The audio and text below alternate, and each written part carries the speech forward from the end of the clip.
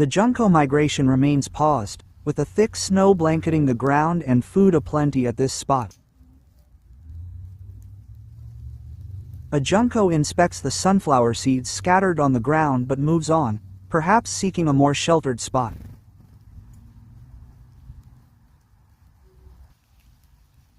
Rusty, despite mange and fur loss, boldly steps onto the snow and devours every sunflower seed in sight.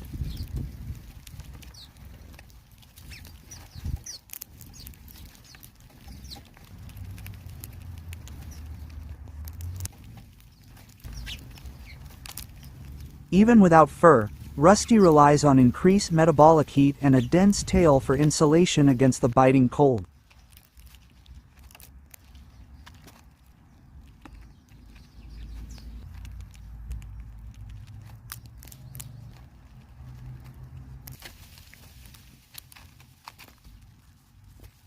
After Rusty clears the seeds, Ruby, the female cardinal, flits onto a twig poking through the snow and delicately nibbles from the frosty surface.